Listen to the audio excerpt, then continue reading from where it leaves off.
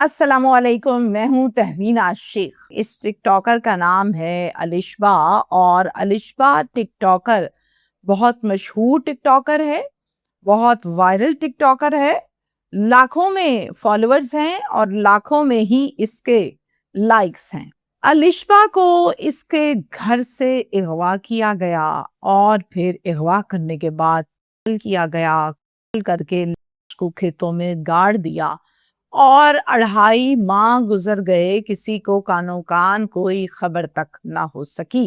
2.5 महीने तो लगे मगर पुलिस को पता चल गया, पुलिस ने ट्रेस किया और फिर बाकायदा तौर पर ये भी मालूम किया कि किसने ये कत्ल किया, कितने लोग थे, क्यों किया, वजह क्या है। ये अफसोसनाक वाकया पेश आया है पाकपतन में, और पाकपतन का इलाका आरिफ वाला है जहां पर यह अफसोसनाक वाकया पेश आया है। मोहम्मद नवाज नाम का एक आदमी जो कि शादीशुदा है, इसकी बीवी का नाम आसिया है। नवाज और आसिया दोनों मियाँ बीवी शादी के बंधन में बंधे सालों गुजर गए मगर साहिब औलाद ना हो सके। बहुत इलाज करवाया, बहुत कोशिशें की मगर औलाद इनके यहाँ ना हो सकी। नवाज टिकटॉक को बहुत ज्यादा पसंद करता था और बहुत ज्यादा इस्तेमाल भी करता था। जब भी फारिग बैठता टिकटॉक को स्क्रॉल करने लगता था। करते कराते नवाज एक ऐसी आईडी को बार बार देखता था जिसके पहले ही लाखों फॉलोअर्स थे और उसको वो बहुत पसंद थी। उस टिकटॉक आईडी की बात जिस पर मैं कर रही हूँ वो है एक अलिशबा टिकटॉकर की। अब अलिशबा टिकटॉकर की हर वीडियो को लाइक करना, देखना और फिर लाइक करने के बाद बाकायदा तौर पर अलिशबा को नोटिफिकेशन होना और करते कराते वक्त के साथ साथ इनकी हेलो हाय हुई, दोस्ती हुई, नंबर्स एक्सचेंज हुए और मोहब्बत परवान चढ़ने लगी। अलिशबा को नवाज ने बताया कि मैं शादीशुदा हूँ, मेरे घर मेरी बीवी तो है लेकिन मेरा घर फिर भी सूना है, मैं अधूरा हूँ, मेरे घर पर औलाद नहीं है जो मुझे पापा कहे। मैंने बड़ी ही कोशिश की लेकिन मेरी झोली ना भर सकी। अलिशबा ने बताया अपने बारे में कि मैं अनमैरिड हूँ और अभी तक तो मेरी कोई मंगनी है, ये वो कुछ भी नहीं है। अब दोनों एक दूसरे को दिली तौर पे और ज़हनी तौर पर कबूल कर चुके थे। अब होता क्या है, अलिशबा अपने घर पर अपने भाई से बात करती है, चूंकि इसके जो पेरेंट्स हैं, अम्मी और अब्बू, ये दोनों इस दुनिया से जा चुके थे और ये अपने भाई के साथ रहती थी जिसका नाम नईम था। नईम को बताया कि नईम भाई, मुझे ऐसे ऐसे एक लड़का है नवाज नाम का, वो बड़ा पसंद है, शादीशुदा है लेकिन बच्चे नहीं है उसके, मैं बहुत लाइक करती हूँ उसको। भाई कहता तुम पागल हो गई हो, क्या हो क्या क्या है तुम्हें, हमने नहीं करनी शादीशुदा बंदे से तुम्हारी शादी, तुम्हारा जोड़ ही नहीं बनता उससे। ये आगे से कहती है कि जोड़ मेरा क्यों नहीं बनता, मेरा जोड़ बनता है, मुझे वो पसंद है, मेरी मेंटालिटी उससे मिलती है और मुझे वो बहुत खुश रखेगा। भाई ये कहता है कि ये बातें होती हैं सारी की सारी स्टार्टिंग की शादी करने के ढकोसले, बाद में तुम्हें नहीं पता ये क्या क्या मसाइल पैदा करते हैं ढकोसले, और उस टाइम शौहर भी नहीं सुनता जो अब पलके बिछा रहा है। अलिशबा कहती है नहीं नहीं नहीं, मैं तो करूंगी, मैं तो करूंगी। और करते कराते होता क्या है, अलिशबा जब ये देखती है कि मैंने बहुत कोशिश कर लिया, ये किसी सूरत नहीं मानेंगे, फिर अलिशबा क्या करती है, अलिशबा रात के अंधेरे में घर से भाग जाती है।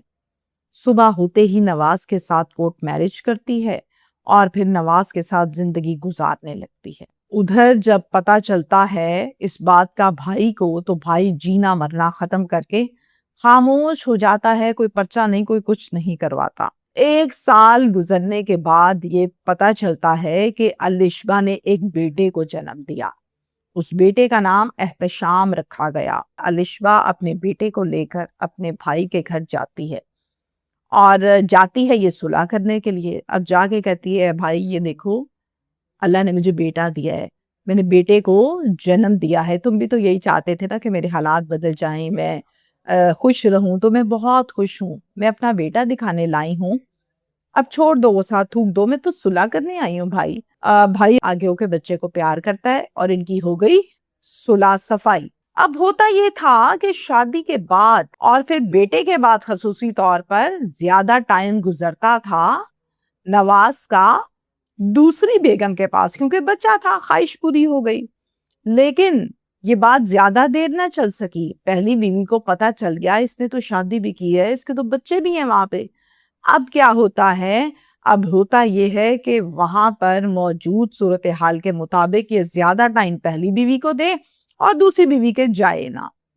کرتے کراتے نوبت یہاں تک آ گئی کہ یہ آپس میں جھگڑا کریں، روز مسئلہ بنے، لیکن حالات بہتر نہ ہوئے، اور پھر ہوتا یہ ہے کہ ایک ایک مہینے تک یہ اس کے گھر جاتا ہی نہیں تھا۔ اب جب یہ جاتا ہی نہیں تھا، جھگڑے کم ہونے کی بجائے بڑھتے جائیں بڑھتے جائیں بڑھتے جائیں، تنگ آ کر جب الشبا کے پاس نہ خرچہ، نہ پانی، نہ پیسے، نہ گھر کا سیٹ اپ، الشبا اپنے بیٹے کو لے کے اپنے بھائی کے پاس آ گئی اور آ کر اپنے بھائی سے یہ کہا کہ میں اب واپس نہیں جاؤں گی، نہ یہ آتا ہے نہ کچھ ہے، اور اس طرح سے پھر اس نے خلا دائر کی، اور پھر 3 نوٹسز کے بعد ان کی آپس میں خلا ہو گئی۔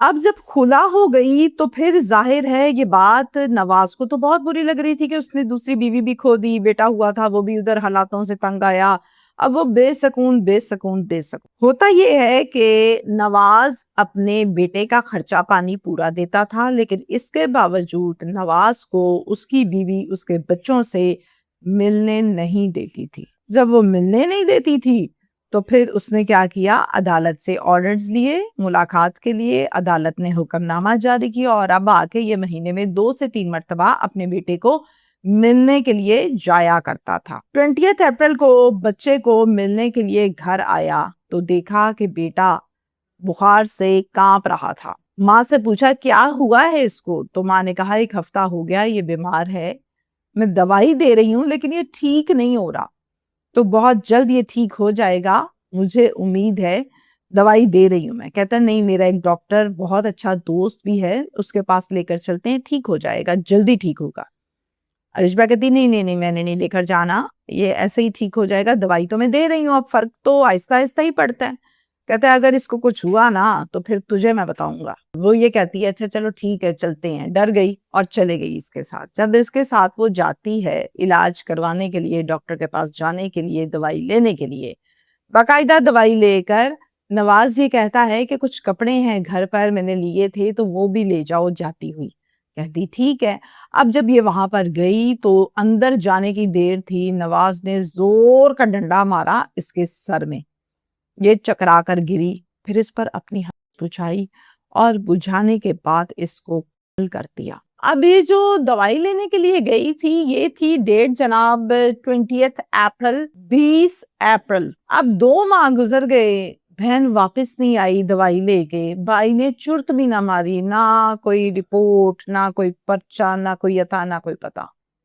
میں حیران ہوں اس بیہیویئر پر کہ یہ بڑا گندا بیہیویئر ہے۔ ہوتا کیا ہے، ایک شادی شدہ بہن جب واپس آتی ہے گھر، مطلب جیسے شادی شدہ بہنیں گھر چکر شکر لگاتی ہیں، وہ آ کے پوچھتی ہے الشبا کدھر ہے، نظر نہیں آ رہی نعیم؟ کہتے وہ تو 2 مہینے ہو گئے گئی ہوئی ہے، اور دوائی لینے گئی تھی نواز کے ساتھ، واپس نہیں آئی، صلح ولا ہو گئی ہوگی اور ادھر ہی رہ رہی ہوگی۔ بہن خوب بینڈ بجاتی ہے اور یہ کہتی ہے تم کس قسم کے بھائی ہو، صلح ہو گئی ہوگی، تمہیں کنفرم بھی نہیں ہے کہ گئی کہاں، مار تو نہیں دیا، کچھ کر تو نہیں دیا، تم نے پتہ بھی نہ کیا۔ اس نے خوب جب بینڈ بجائی تو پھر اس نے جا کر پولیس اسٹیشن میں ایک پرچہ درج کروایا، اور یہ پولیس اسٹیشن تھا تھانہ صدر عارف والا۔ یہ پرچہ درج ہوا 28 جون، 28 جون کو۔ ایف آئی آر درج ہونے کے بعد باقاعدہ یہ ایف آئی آر تھی اغوا کی، نامزد، اور اس میں ملزم کا نام لکھا گیا نواز، مدعی بنا یہی بھائی۔ اب ہوتا یہ ہے کہ پولیس نے نعیم سے پوچھی پوری بات کہ مجھے پوری بات کھل کے بتاؤ کہ ہوا کیا تھا، پنگا شروع کہاں سے ہوا، جس پر اس نے یہ جواب دیا کہ ایسے ایسے اس کا شوہر تھا، وہ آیا لے کر گیا، واپس سے نہیں لایا۔ پولیس نے نمبر مانگا، ٹریس کیا اور اس کو بلا لیا، پوچھا بھئی کدھر ہے الشبا، کیا سین ہے، کدھر کی ہے وہ، تمہارے ساتھ گئی تھی آخری دفعہ؟ تو جواب کیا آتا ہے؟ جواب یہ آتا ہے کہ جناب دوائی لے کر دی اور پھر اس کو چھوڑ دیا گھر پر، مجھے کیا پتا اس کے بعد یہ کہاں گئی، میرا کون سا نکاب رہ گیا اس سے جو میں اس کا عطا پتا کروں۔ جواب میں سافٹ ویئر اپڈیٹ ہوتا ہے تو جناب طوطے کی طرح پھر سبق سناتے ہیں۔ کیا سبق سنایا سنیے۔ کہتا ہے کہ میں نے ٹک ٹاک پر اس سے دوستی کی تھی، اور دوستی کرنے کے بعد میں نے اس سے کہا کہ ٹک ٹاک چھوڑ دو، اس نے چھوڑ دیا۔ میں نے شادی کر لی، ایک بیٹا پیدا ہو گیا، پھر ہمارے مسائل پیدا ہوئے، پھر اس نے خلا لے لی۔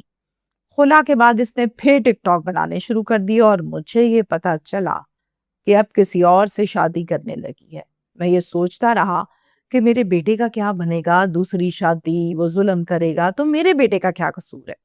اس بات پر میں نے اس کو ڈنڈا مارا اور قتل کر دیا۔ پولیس نے پوچھا کہ دادا بھائی، تو جواب یہ دیا کہ میں نے رات کے اندھیرے میں اس جگہ، یعنی جو پوائنٹ تھا وہ بتایا کہ یہاں پر دفنا دی ہے، مطلب گاڑ دی ہے۔ پولیس نشاندہی کے لیے لے کر گئی تو لاش وہاں سے برآمد کی۔ یہ اغوا کا پرچہ 302 کے پرچے میں آزاد کر دیا گیا۔ خیر ہوتا کیا ہے، ہوتا یہ ہے کہ پولیس نے کہا یہ تو ٹھیک ہو گیا، اب بیٹے کا بتاؤ وہ کدھر ہے؟ کہتا بیٹا میں نے اپنی پہلے بیوی کو دے دیا ہے اور وہ سنبھالتی ہے۔ تو ڈیفینیٹلی کہاں سے کہانی شروع ہوئی اور کہاں پہنچی آپ سب جان چکے، اور آپ لوگوں کو سمجھ یقیناً آ چکی ہوگی کہ کہانی کہاں سے شروع ہوئی، تکلیف کہاں پر تھی اور کہاں جا کے یہ معاملہ ختم ہوا۔ لیکن انسان کی پلاننگ کے آگے قدرت کی پلاننگ زیادہ پاورفل ہوتی ہے۔ تو ہوا یہ کہ یہ جناب 302 میں اندر، سالوں جیل، بیٹا ماں سے بھی محروم، باپ سے بھی محروم، اور سوتیلی ماں کے پاس کیا ہوگا ساری زندگی، یہ آپ سب سمجھدار ہیں۔ تو لہٰذا اسمارٹ پلیئر بننے کی کوشش نہیں کرنی چاہیے۔ Thank you.